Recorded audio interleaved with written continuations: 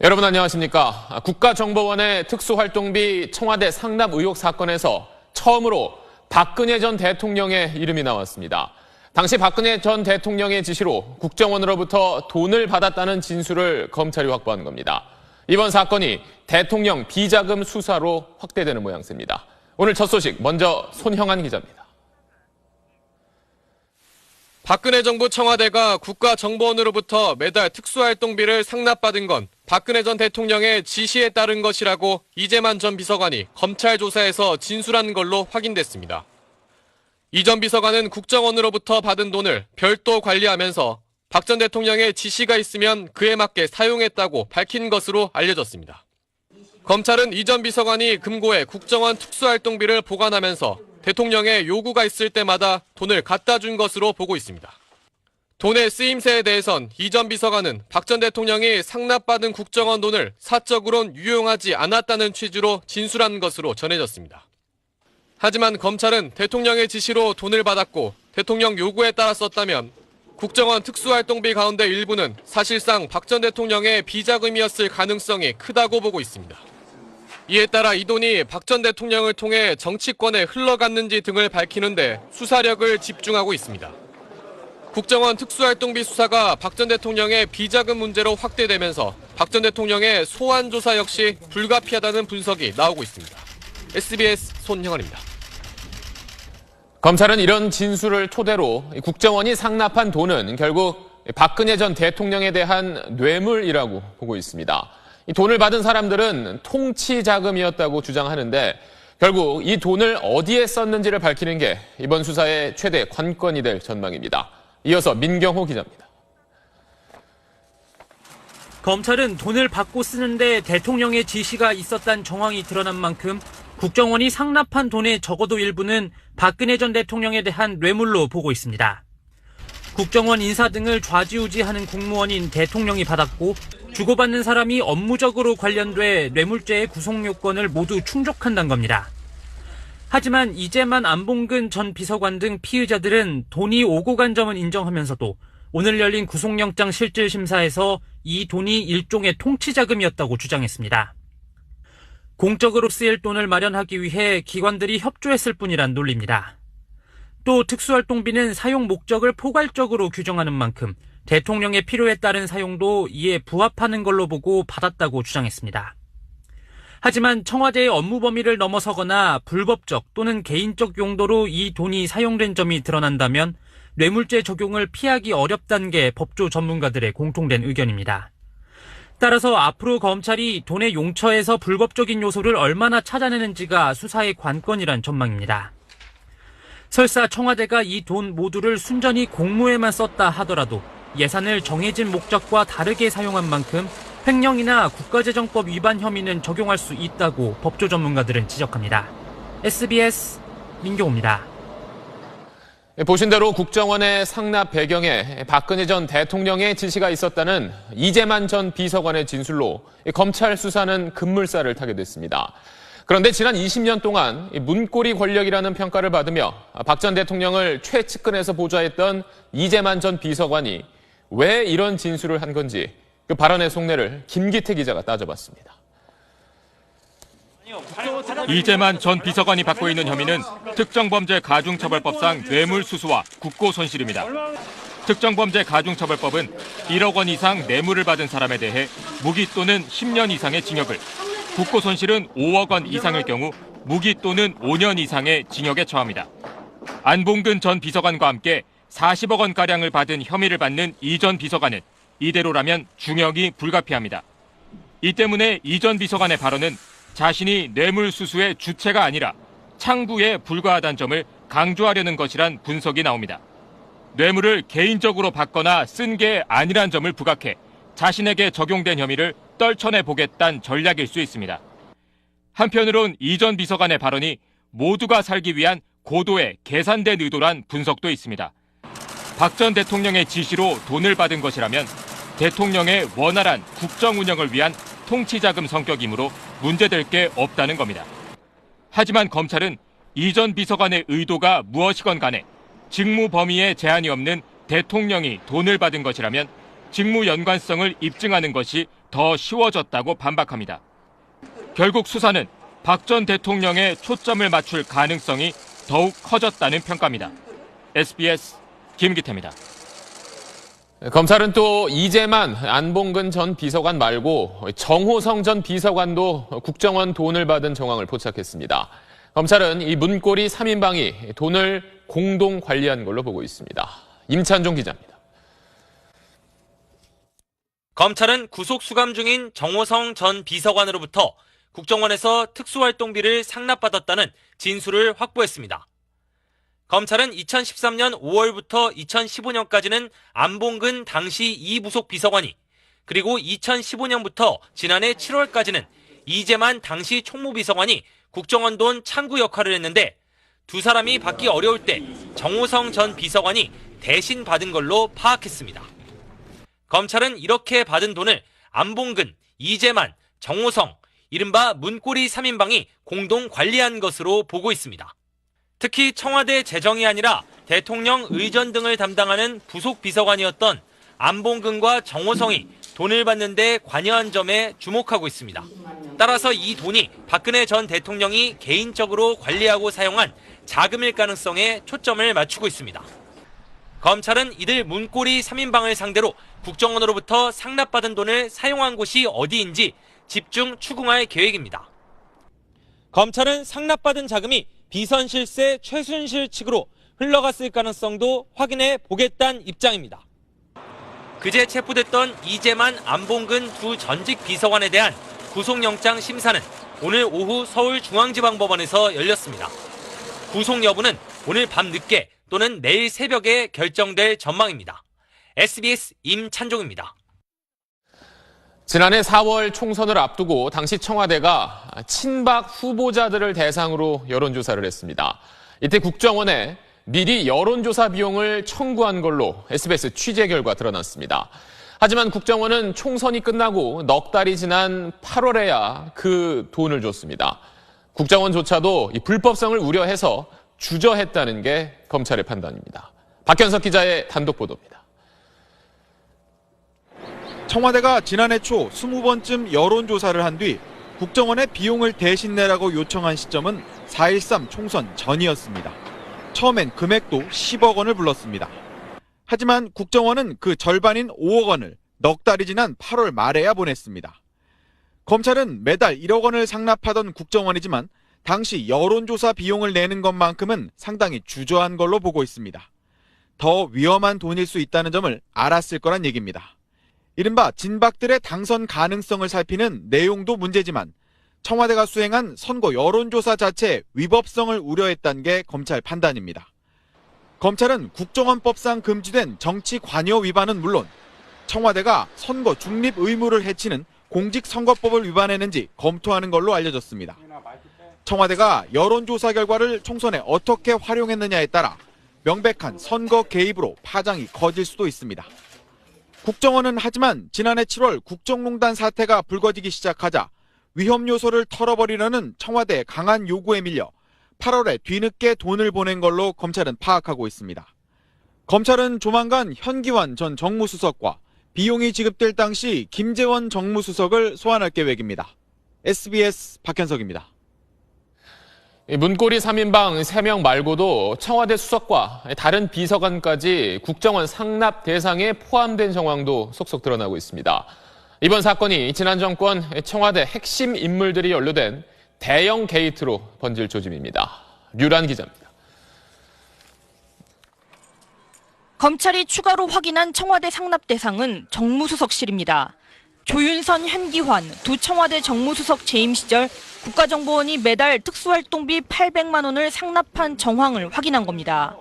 돈의 전달책은 추명호 전 국정원 국장으로 추 전 국장은 검찰 조사에서 일부 혐의를 시인한 것으로 전해졌습니다. 추 전 국장에게 돈을 받은 청와대 측 창구는 신동철 전 정무비서관이었습니다. 신 전 비서관은 전에 받은 상납금 800만 원 가운데 300만 원은 자신이 갖고 당시 수석에겐 500만 원을 전한 것으로 검찰은 보고 있습니다. 검찰은 조윤선, 현기환 두 전 수석이 임기 중 이렇게 받은 돈이 각각 5천만 원 정도인 것으로 파악하고 있습니다. 검찰 안팎에선 돈을 받은 주체가 청와대 정무수석실로 제한되지 않을 가능성도 제기됩니다. 실제 한 검찰 관계자는 현재까지 알려진 피의자들의 경우 물증과 진술이 모두 맞춰진 사람들이라고 말해 수사 진행 상황에 따라 추가 연루자가 나올 수 있음을 시사했습니다. 따라서 박근혜 정부 청와대의 정무수석뿐만 아니라 여타 수석과 비서관들도 검찰 수사 대상에 오르는 대형 게이트 사건으로 비화될 것이라는 관측도 나옵니다. SBS 유란입니다. 네, 그럼 법조팀 박상진 기자와 검찰 수사 상황 한번 짚어보겠습니다. 자, 결국 이 돈을 과연 어디다 썼는지 이게 지금 가장 궁금한 대목인데 검찰은 지금 어느 정도 지금 확인했나요? 예, 이 매달 청와대로 들어가는 1억 원의 용처, 이번 뇌물 수사의 핵심입니다. 그렇죠. 그러니까 이 현재 검찰 주변에서는요, 박근혜 전 대통령이 직접 돈을 요구했다는 진술이 지금 나온 만큼 그렇죠. 박 전 대통령의 의상 제작 아니면 미용 시술에 쓰였을 가능성이 제기가 되고 있습니다.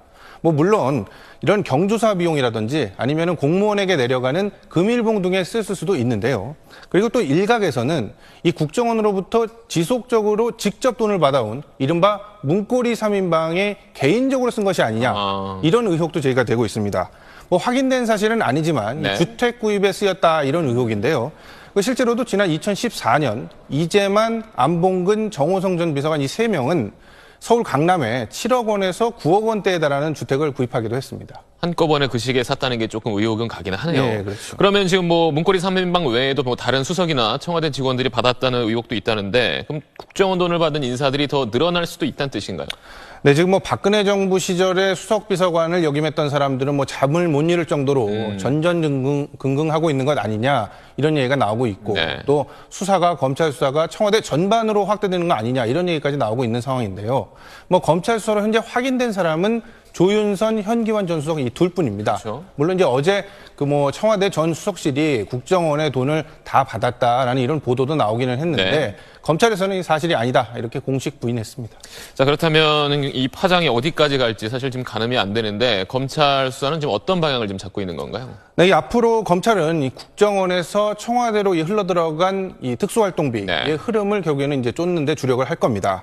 뭐 이 돈을 두고 결국에 뇌물이냐 아니냐를 결정짓기 위해서는 이 용처가 결국에는 중요하기 때문인데요. 네. 근데 이제 아직은 뭐 추정이지만은 만약에 이 국정원의 돈이 청와대를 통해서 여의도 정치권 쪽으로 흘러들어갔다라는 상황이 된다면 뭐 그야말로 이 수사의 파장은 가늠하기가 아주 힘들 정도입니다. 그렇죠. 뭐 그야말로 여의도발 이 게이트로 비화할 가능성이 상당히 높은 상황이고요. 그리고 이 또 국정원의 이 특활비 상납이 뭐 그동안에 관행이라는 이야기가 있었던 만큼 이게 실제로 이명박 정부의 국정원까지 수사가 거슬러 올라갈 이런 가능성까지도 현재 제기되고 있는 상황입니다. 네, 알겠습니다. 법조팀 박상진 기자였습니다. 국정원은 박근혜 정부 시절 청와대에 상납한 40억 원이 특수공작 사업비였다고 밝혔습니다. 다시 말해서 안보 관련 예산일 수 있다는 건데 이걸 두고 민주당이 또 다른 적폐라고 주장하자 자유한국당은 역대 정권도 다 조사하자고 맞불을 놨습니다. 정치권 공방은 김정윤 기자가 정리했습니다. 국정원에 대한 오늘 비공개 국정감사에서도 특수활동비 상납 문제가 단연 화두였습니다. 국정원은 박근혜 정부 청와대에 상납한 40억 원은 특수활동비 내 특수공작사업비에서 나갔다고 인정했습니다.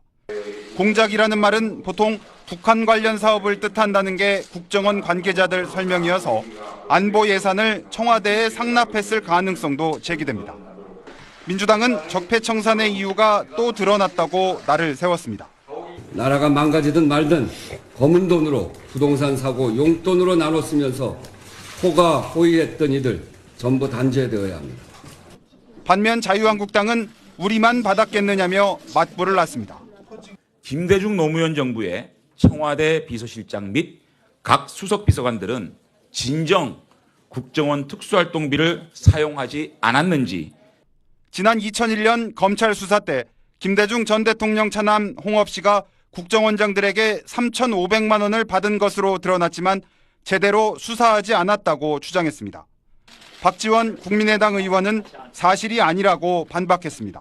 김대중 대통령께서 엄명을 내려서 정부나 또는 청와대에서 관계기관, 산하기관으로부터의 상납 또는 업무 추진비 협조를 일체 받지 않았습니다. 또 노무현 정부 국정원장을 지낸 김만복 씨도 특수활동비에도 항목이 있다며 부정한 사용은 없었다고 선을 그었습니다. SBS 김정윤입니다. 한 고등학교 교사가 아들의 퇴학을 면하게 해주겠다며 그 학생 어머니에게 부적절한 요구를 한 사실이 드러났습니다. 그런데 정직 2개월 징계에 그쳐서 곧 교단에 복귀할 예정입니다. 이게 어떤 사건인지 잠시 뒤 자세히 전해드립니다.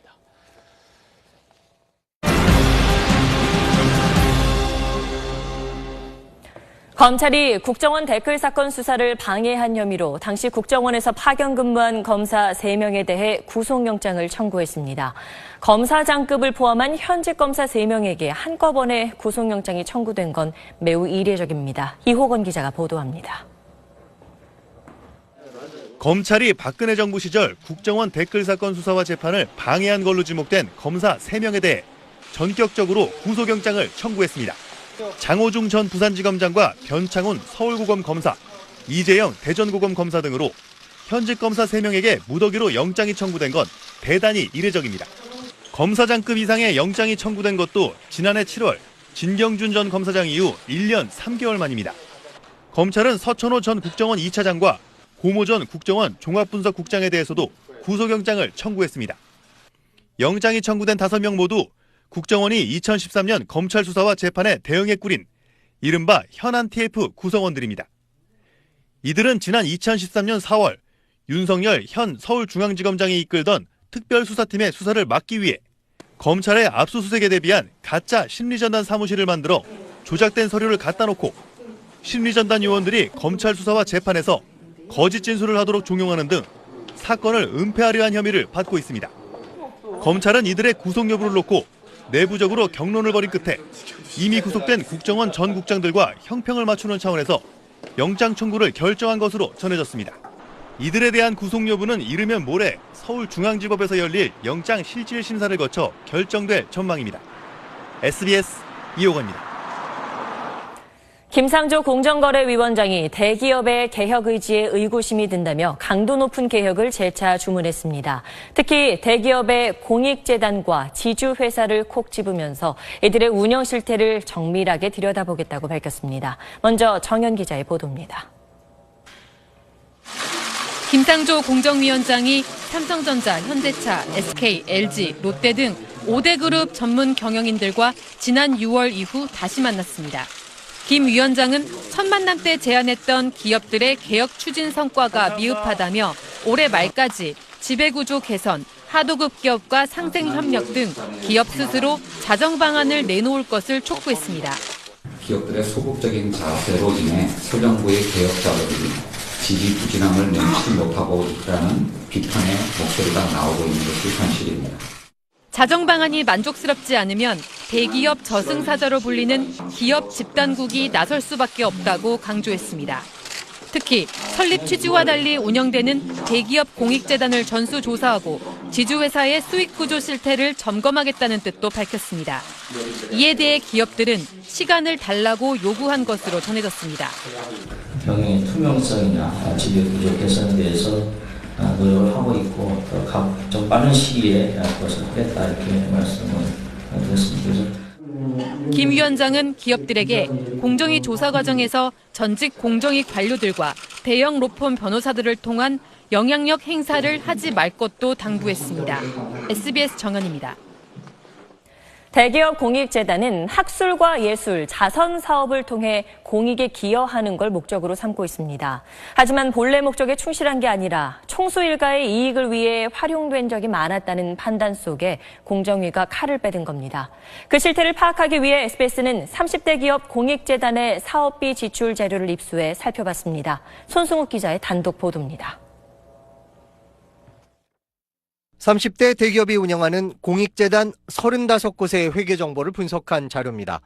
삼성, 현대중공업, GS, KT 등 모두 9개 대기업의 경우 최근 3년간 총 재단 수입 중 공익 목적으로 쓴 돈이 절반도 되지 않습니다. 각 재단별로 살펴보니 공익 목적에 사용한 돈이 30%가 안 되는 곳이 6개 재단이었고 2개 재단은 채 1%도 되지 않았습니다. 과연 공익재단의 설립 취지에 부합하는 활동을 하고 있는지 점검하고 제도 개선 방안을 강구해볼 생각을 갖고 있습니다. 삼성의 한 공익재단은 지난해 2월 삼성물산과 제일모직 합병 과정에서 주식 200만 주를 사들이는 방식으로 이재용 부회장의 우호 지분을 늘리는 데 돈을 사용하기도 했습니다. 일부 공익재단이 오너 일가의 그룹 지배력 강화를 위해 이용되고 있다는 의혹을 받는 이유입니다. 상속 및 증여법이 정한 테두리 안에서 합법적으로 증여세 및 상속세를 피해 우호 지분을 확보하려는 목적이 있다고 볼 수 있습니다.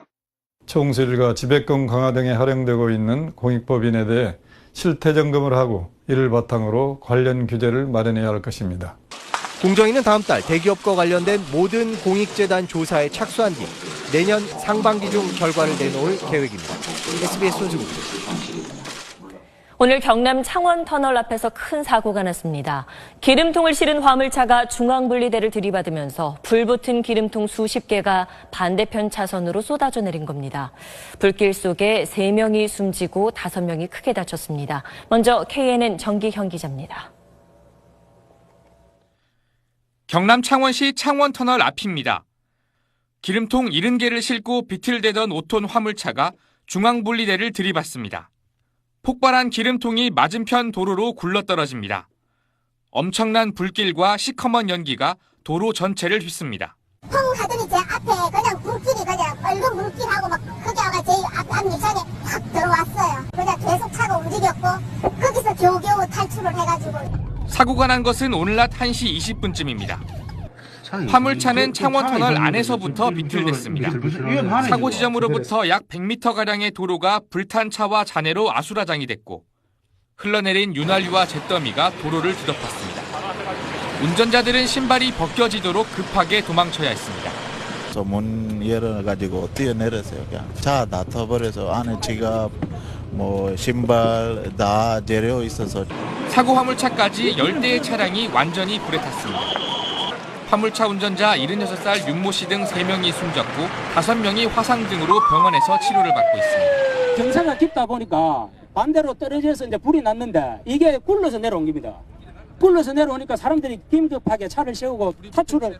경찰과 국립과학수사연구소는 내일 합동으로 현장 감식을 가질 예정입니다. KNN 정경입니다.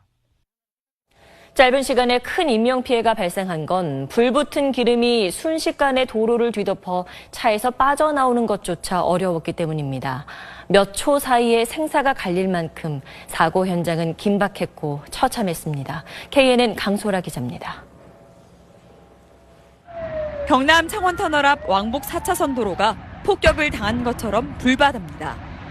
사고 트럭 적재함 드럼통에 실려있던 기름이 불붙은 채 양방향 도로로 쏟아졌기 때문입니다. 목격자들은 도망칠 시간이 없을 만큼 불이 순식간에 번졌다고 증언합니다. 조금만 늦어도 같이 난 터졌을 거예요, 그 차에서. 그러니까 내 차를 벗어나기 전에 옆에서 기름통이 2대가 터졌거든요. 내가 날아갈 뻔했어요. 도로가 불바다가 되면서 미처 빠져나오지 못한 사람들은 차 속에 갇혀버렸습니다.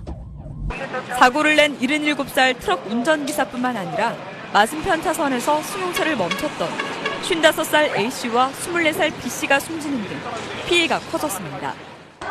애가 전화가 지금 엄마한테 왔더래요. 비명소 전화도 말도 안 하는 비명 하다가 전화 오지. 경찰은 사고 직전 화물차가 비틀거리며 달린 점을 주목하고 있습니다. 기름통이 굴러떨어졌다는 점에서 화물 고정을 제대로 하지 않았다는 점도 의심됩니다. 내일 국가수에 나와가지고 차량 부분 그것도 정밀 감식을 해야 되고 레버스 영상을 전부 다 검토를 해가지고 종합해가지고 판단해야 됩니다. 사고가 난 구간은 평소에도 정체가 심한 구간인데 당시에도 차량들이 많아 피해가 컸습니다. 어떡해. KNN 강소라입니다. 다음 소식입니다. 고등학교 교사가 퇴학 위기에 놓인 학생을 도와주겠다며 그 학생 어머니에게 부적절한 요구를 한 사실이 확인됐습니다. 문제의 교사는 정직 처분을 받았는데 다음 학기에 다시 교단으로 돌아올 예정입니다. TBC 한현호 기자가 단독 취재했습니다. 지난 6월 늦은 밤 대구의 한 사립고등학교 교사 50대 A씨가 자신의 반 학생 어머니를 술집으로 불러냈습니다. 지인과 함께 술집으로 간 어머니는 담임인 A 교사에게 무단 결석 등으로 퇴학 위기에 처한 아들의 선처를 부탁했습니다. 그러자 A 교사는 아들의 퇴학을 면해주면 무얼 해주겠냐며 내 앞에서 속옷을 벗겠느냐, 일주일에 한 번씩 잠자리를 갖자고 말했습니다. 시교육청 감사 결과 해당 교사의 성희롱 발언은 사실로 드러났고 교육당국은 학교 법인에 중징계 이상의 처분을 내릴 것을 요구했습니다. 해당 고등학교 측은 A씨가 만취 상태에서 부적절한 발언을 했다며 교육청 징계 요청을 받은 지 석 달 뒤인 지난달 25일 징계위원회를 열어 정직 2개월을 결정했습니다. 하지만 A씨로부터 성희롱 발언을 자주 들었다는 동료 교사와 졸업생들의 증언과 함께 징계 수위가 낮다는 목소리가 나오고 있습니다. 술 먹으러 나오려는 소리도 많이 하고 비하하는 발언도 진짜 많이 하고 정말 이런 성적인 일이 너무 비일비재하는데 그래서 진짜 참을 수가 없는 정지까지 이르렀는데 이런 사태가 발생했어요. A씨는 12월 정직 처분이 끝나면 다시 교단에 복귀합니다. TBC 한현호입니다. 용인에서 일가족을 숨지게 한 뒤 뉴질랜드로 도주했던 용의자의 아내가 어제 자진 귀국했습니다. 경찰 조사에서 남편의 범행 사실을 전혀 몰랐다고 계속 주장하고 있습니다. 원종진 기자입니다. 살인 공모 혐의를 받고 있는 아내 정모 씨는 범행을 몰랐다고 진술했습니다. 남편 범행 사실 모르셨어요? 경찰은 남편 김 씨가 지난달 21일 용인의 한 아파트에서 어머니와 동생을 살해한 뒤 계부를 살해하기 전 아내에게 전화로 한 말에 주목하고 있습니다. 둘은 잡았으니 하나만 남았다고 한 겁니다. 하지만 정 씨는 이 말이 살인을 뜻한다고 생각하지 못했다고 진술했습니다. 또 실제 통화에서도 심드렁한 반응을 보이며 끊은 것으로 조사됐습니다. 남편이 전부터 죽이겠다는 표현을 여러 차례 한 사실이 있고 실제로 그 범행을 실행을 할 줄은 생각을 못했다. 정 씨는 또 남편과 뉴질랜드로 간 뒤 인터넷도 보지 않았다고 진술했습니다. 경찰은 이를 검증하기 위해 정 씨의 태블릿 PC를 정밀 감식하고 있습니다. 정 씨가 가지고 온 뉴질랜드화 3만 5천 달러, 우리 돈으로 2,700여만 원은 남편 김 씨가 어머니 계좌에서 뺀 8천만 원의 일부가 아닌지 추적하고 있습니다. 경찰은 뉴질랜드에 구속돼 있는 남편 김 씨에 대한 범죄인 인도 절차를 계속 진행하는 한편 정 씨에 대해선 내일 중으로 구속영장 신청 여부를 결정할 계획입니다. SBS 원종진입니다. 지난 5년 동안 통신사에 분실 신고가 접수된 휴대전화는 5만 5천 대가 넘습니다. 이 휴대전화가 어디로 사라졌는지 경찰이 추적해 봤더니 다른 사람 손에서 계속 사용되는 전화가 많았습니다. 이렇게 훔치거나 또 주워서 자기 것처럼 써온 282명이 적발됐습니다. 이현영 기자가 취재했습니다. 한 남성이 길에서 잠든 취객에게 다가가 휴대전화 조명을 비춥니다. 취객의 휴대전화를 발견하곤 순식간에 빼갑니다. 편의점 탁자 위에 휴대전화를 챙겨 달아나고 누군가 화장실에 놓고 간 휴대전화를 갖고 그대로 자리를 뜨기도 합니다. 경찰이 이렇게 분실 신고된 휴대전화 5만 5천여 대를 추적 수사해 282명을 붙잡았습니다. 휴대전화를 훔친 사람이 21명, 이 전화를 사들인 사람이 34명이었고 누군가 잃어버린 휴대전화를 주워 사용한 사람이 227명이었습니다. 이들에겐 점유이탈물 횡령 혐의가 적용됐는데 중고등학생부터 회사원, 의사, 간호사, 학원, 강사까지 연령대도 직업도 다양했습니다. 휴대폰을 주게 되면 일단은 이제 고가고 그 와이파이를 이용해서 뭐 인터넷을 한다든지 웹서핑을 뭐 당연히 하겠고요. 뭐 게임을 한다든지. 모두 원래 있던 유심 칩을 빼고 사용했지만 경찰의 추적을 피하진 못했습니다. 경찰은 282명 가운데 절도 피의자 3명은 구속하고 나머지는 불구속 입건했습니다. SBS 이현영입니다. 지난 3월 2년 임기의 은행장에 재선임됐던 우리은행 이광구 행장이 채용비리에 대한 책임을 지고 물러나겠다는 뜻을 밝혔습니다. 금융권의 채용비리 후폭풍이 일파만파로 커지고 있습니다. 최우철 기자입니다. 우리은행은 지난해 신입 채용 과정에서 전 금감원 부원장보나 국정원 직원, 주요 고객으로부터 채용 청탁을 받은 것으로 드러났습니다. 은행 내 규정 준수를 감시해야 할 검사실 임원이 외부 인사 이름을 팔아 자기 친인척의 채용을 청탁하기도 했습니다. 총체적 채용 비리에 대해 이광구 은행장은 그동안은 관련 임원 3명을 직위해제하는 등 사태 수습에 주력해왔습니다.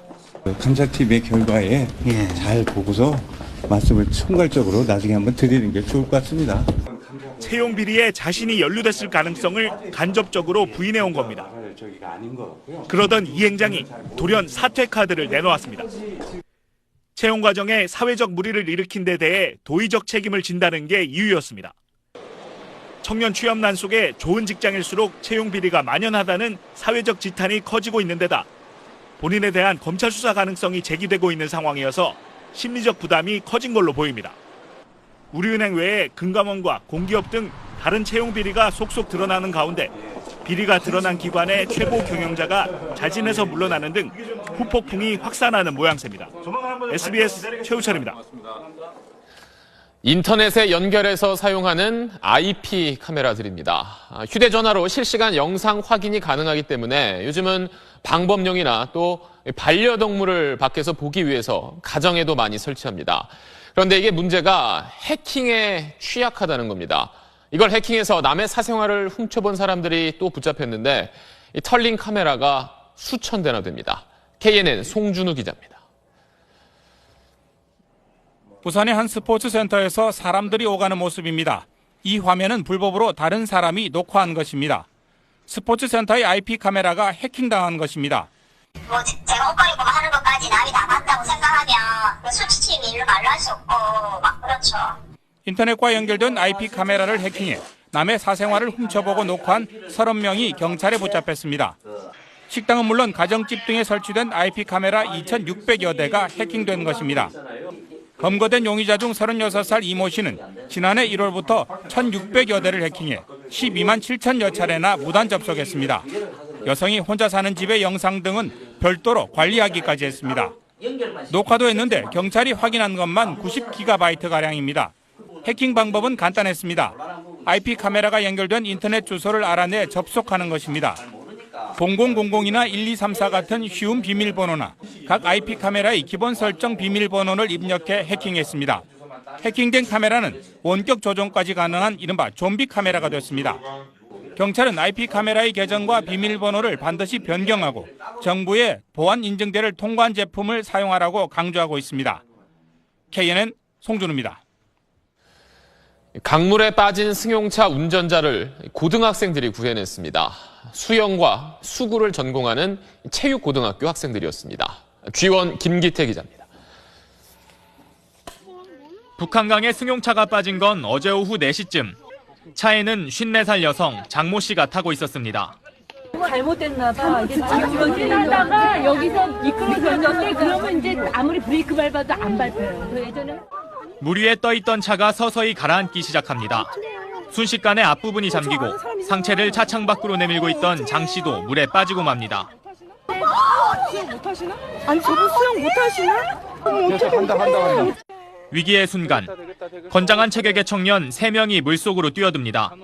빠른 속도로 접근해 장 씨를 안전하게 물 밖으로 구조합니다. 장 씨는 정신적 충격을 받았지만 별다른 외상은 없는 것으로 전해졌습니다. 생명을 구한 청년들은 강원 최고 3학년 수구와 수영 선수인 김지수, 최태준, 성준용 군. 인근 운동장에서 체력 훈련을 하던 중에 사고를 목격하고 500m를 달려가 물속에 뛰어들었습니다. 저희가 딱 와봤는데 사람들이 막 보고만 있고 안 들어가시길래 혼자 가긴 좀 그러고 그래서 3명이면 좀 안전하게 구할 수 있겠다는 생각이 들어서 다 같이 들어가서 구한 것 같아요.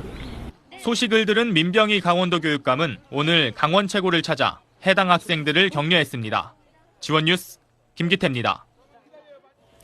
항공기 요격 미사일인 국산 M3 블록 1이 오늘 첫 실사격 훈련에서 표적을 명중하며 성능을 과시했습니다.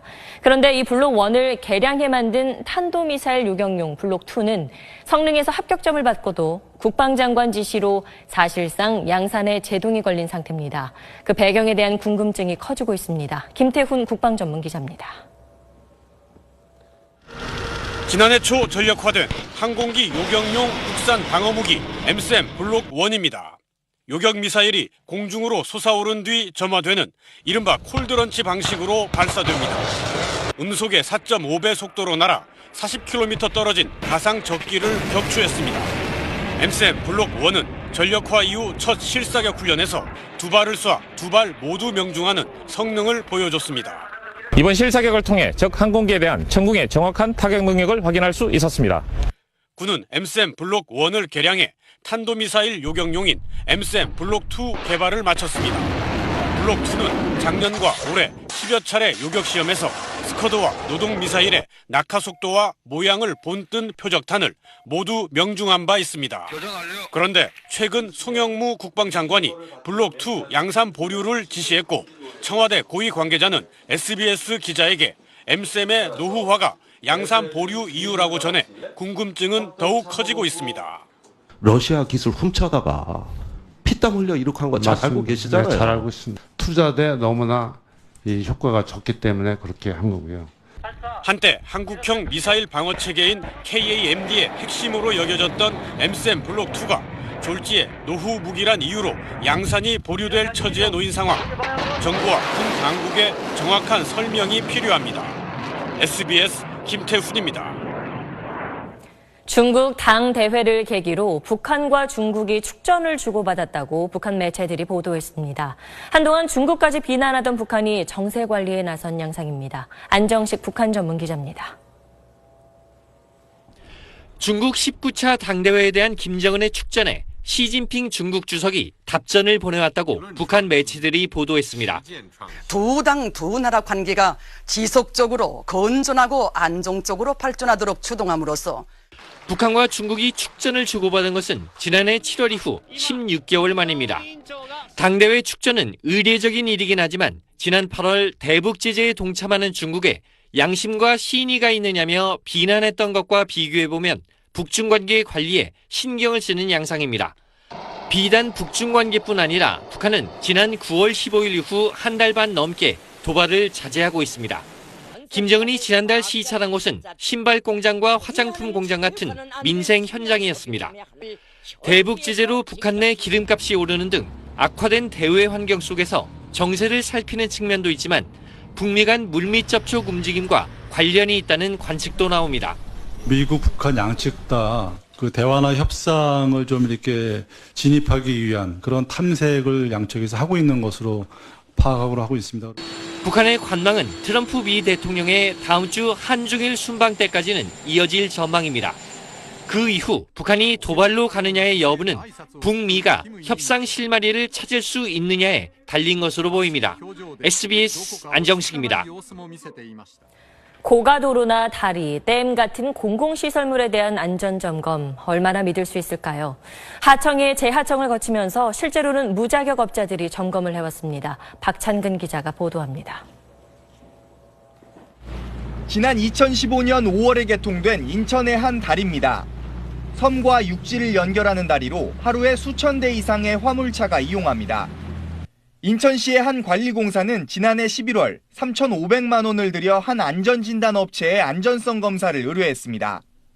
그런데 이 업체 대표는 발주처 몰래 안전진단 자격이 없는 업체에 하도급을 줬습니다. 하도급 업체에는 받은 돈의 절반인 1,700만 원만 줬습니다. 이런 식으로 사업 계약을 따낸 뒤 무자격 업체에 하도급을 준 안전진단 업체 13곳과 자격도 없이 안전진단 사업을 시행한 업체 5곳이 해경에 적발됐습니다. 전국 곳곳의 교량과 터널, 댐 등 지난 2014년 3월부터 3년간 이들 무자격 업체가 점검한 공공시설물은 158개에 달합니다. 하도급 업체가 또 재하도급을 주기도 해 8,400만 원에 낙찰된 안전점검이 실제는 2천만 원만 들여 시행되기도 했습니다. 낙찰만 받고 어떤 용역을 투입하지 않고 하도급을 주면서 그 차액을 수익을 얻을 수 있는 거고요. 무자격 업체들은 요건을 갖추지 않고도 저가의 용역을 수행함으로써 차익을 얻는 방식입니다. 신뢰할 수 없는 안전점검을 하면서 예산만 중간에서 줄줄 새고 있습니다. SBS 박찬근입니다. 북한산이나 태백산 같은 국립공원을 오랜만에 가신다면 도로나 탐방로가 많이 늘어나 있어 놀라실 겁니다. 그만큼 접근성은 좋아졌지만 소중한 자연유산이 갈수록 작게 조각나고 있는 것이기도 합니다. 이용식 기자가 취재했습니다. 설악산 대청봉입니다. 구불구불한 탐방로를 사이에 두고 숲이 양쪽으로 나뉘었습니다. 천문대까지 도로가 뚫린 소백산은 마치 대형 구렁이가 산을 갈라 휘감은 듯합니다. 흙이 파여 속살을 드러낸 한백산 탐방로는 폭이 4m가 넘는 곳도 있습니다. 곳곳에 샛길이 뻗어 있고 담배꽁초도 널려 있습니다. 8부 능선까지 도로가 뚫려 관광객이 붐빕니다. 도로에 땡버스가 있습니다. 처음 올라오기 때문에. 녹색연합 조사 결과 산악형 16개 국립공원이 이런 도로나 탐방로 때문에 2,124개 조각으로 나뉜 것으로 드러났습니다.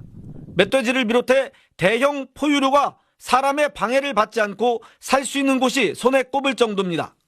특히 북한산과 속리산의 파편화가 가장 심각했습니다. 이처럼 이미 만들어진 도로와 탐방로로 인해 국립공원 숲이 조각나고 있지만 국립공원관리공단은 계속해서 새로운 탐방로를 만들고 있습니다. 지난 7년간 늘어난 탐방로만도 114km에 달합니다. 국립공원이 더 이상 이용의 대상이 아니라 국가의 중요한 자연 자원의 관점으로서 관리되어져야 합니다. 무계획적인 도로나 탐방로 개설을 자제하고 사람과 자연이 공존하는 탐방 문화 정착이 필요하다는 목소리가 높습니다. SBS 이용식입니다. MBC 최대 주주인 방송문화진흥회 고영주 이사장에 대한 불신임안이 가결됐습니다. 김장겸 MBC 사장의 해임안 처리도 초읽기에 들어갔습니다. 김수형 기자가 보도합니다. 자신에 대한 불신임안이 상정되기 직전 고영주 이사장은 방송문화진흥회를 떠났습니다. 어차피 결론이 뻔하기 때문에 자진 사퇴할 생각은 없으십니까? 예. 언론노조 MBC 조합원 500여 명이 해임 촉구 집회를 연 가운데 방송문화진흥회는 고영주 이사장에 대한 불신임안과 해임 건의안을 상정했습니다. 야권 성향 이사들이 반발했지만 여권 성향 이사 5명의 찬성으로 안건이 모두 가결됐습니다. 제도적으로 이사장을 직위를 박탈해야 될 내용은 전 없다고 봅니다.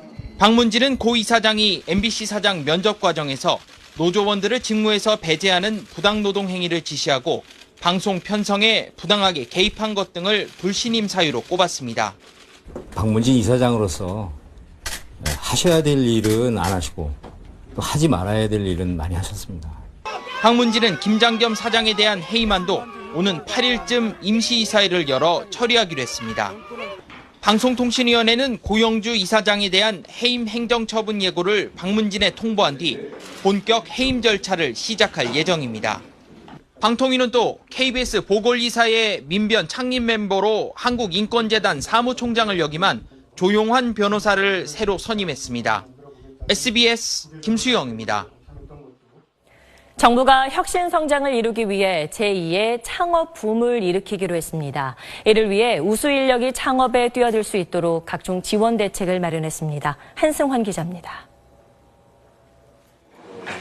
대기업에서 자동차 부품 설계 일을 하던 33살 하영웅 씨. 1년 전 회사를 그만두고 IT 기술을 결합한 조립가구 사업을 준비하고 있습니다. 열정은 있었지만 안정된 직장을 포기해야 하는 건 쉽지 않은 선택이었습니다. 당연히 이제 금전적으로 불안하고 실패하면은 이제 나이도 적지 않은데 하고 싶은 걸 하고 세상에 정말 필요하다고 생각하는 거를 정부는 창업에 실패해도 일자리를 잃지 않는 창업 휴직제 도입을 적극 유도하기로 했습니다. 창업을 위한 휴직 기간에도 기본급을 받을 수 있고 실패해도 재입사를 보장하는 방식이 될 것으로 보입니다. 미국의 3분의 1, 중국의 2분의 1 수준인 벤처 투자 비중도 늘리기로 했습니다. 앞으로 3년 동안 정부 재정과 민간 투자를 합친 10조 원 규모의 혁신 모험 펀드를 조성하고 20조 원 규모의 대출 프로그램도 추진합니다. 실패한 창업 기업인의 재도전을 돕기 위한 안전망도 강화됩니다. 실패 경험마저 우리 사회의 자산으로 축적이 되며 동시에 투자가 순환되는 생태계를 만들어 나가겠습니다. 성공한 창업가들에게 더 많은 보상이 돌아가도록 스톡옵션으로 얻는 이익 일부에는 세금을 물리지 않기로 했습니다. SBS 한승환입니다. 그리고 반대쪽에서는 거울이 되거든요.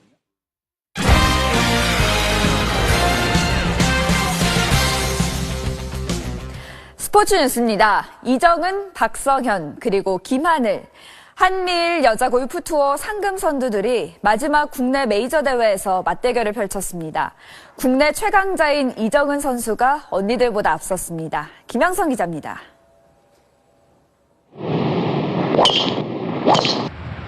최고 흥행 카드인 세 선수의 샷 대결을 보기 위해 첫날부터 많은 관중이 몰렸습니다.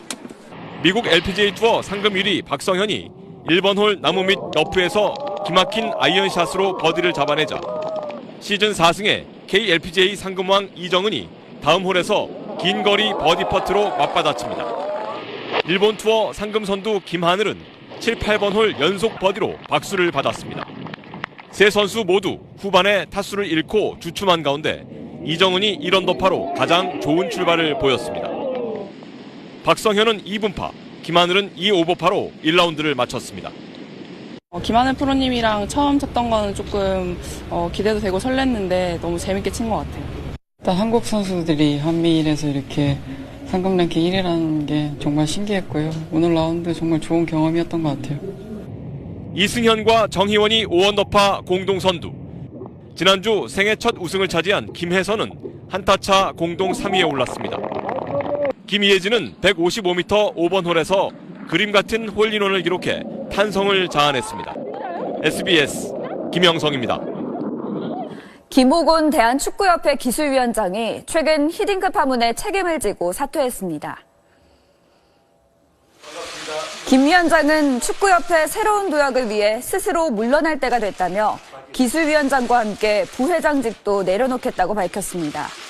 지난 6월 취임한 김호곤 기술위원장은 신태용 감독을 선임한 뒤 대표팀의 안정화를 위해 노력했지만 계속된 성적 부진에 히딩크 파문까지 겹치며 비난을 받아오다 4개월여 만에 협회를 떠나게 됐습니다. 2010년 밴쿠버 올림픽을 빛낸 빙속 3총사 가운데 한 명인 모태범 선수 기억하시죠? 방황과 슬럼프를 딛고 모터범이라는 자신의 별명처럼 평창에서 또 한 번 불꽃 질주를 펼치겠다는 각오입니다. 서대원 기자입니다. 모태범은 밴쿠버 올림픽 남자 500m 금메달과 1000m 은메달을 따내며 말 그대로 대형 사고를 쳤습니다. 모터범이라는 별명도 얻으며 승승장구하던 모태범은 소치에서 큰 좌절을 경험했습니다. 500m에서 밴쿠버 때보다 더 좋은 기록을 내고도 4위에 머물렀고 1000m는 12위에 그쳤습니다. 아쉬웠죠. 정말 조금 차이로 4등을 했기 때문에 저는 그때 당시에는 제가 할 수 있는 기량을 120% 발휘했다고 생각을 했는데 소치 이후 모태범은 긴 슬럼프에 빠졌습니다. 한때 체중이 100kg 넘게 나갈 정도로 몸 관리가 안 됐고 성적도 곤두박질 쳤습니다. 하지만 그대로 주저앉지 않았습니다. 말보다 행동, 참고 절제하라는 다짐을 두 팔에 새기고 평창올림픽을 향해 다시 뛰었고 지난달 올림픽 대표 선발전 500m와 1000m에서 모두 태극마크를 달았습니다. 우리나라에서 열리기 때문에 더 뜻깊은 거잖아요. 올림픽 무대가. 어떻게 보면 마지막 올림픽이라고 생각을 하고 있고 빙속여제 이상화와 매스스타트 최강자 이승훈 그리고 화려한 부활을 다짐한 모태범까지 다시 뭉친 밴쿠버 빙속 3총사의 질주가 평창을 뜨겁게 달굽니다. SBS 서대원입니다.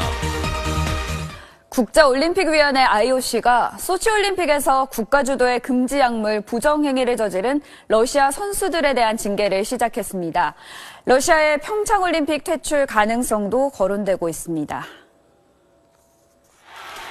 IOC는 소치올림픽 남자 크로스컨트리 금메달리스트인 러시아의 레그코프의 메달을 박탈하고 올림픽 영구 출전 금지 징계를 내렸습니다.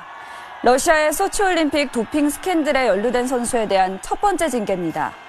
IOC는 다음 달 러시아의 평창올림픽 출전 여부를 결정할 예정입니다. 어제 우리나라에 온 평창올림픽 성화가 오늘은 제주도에서 봉송을 이어갔습니다.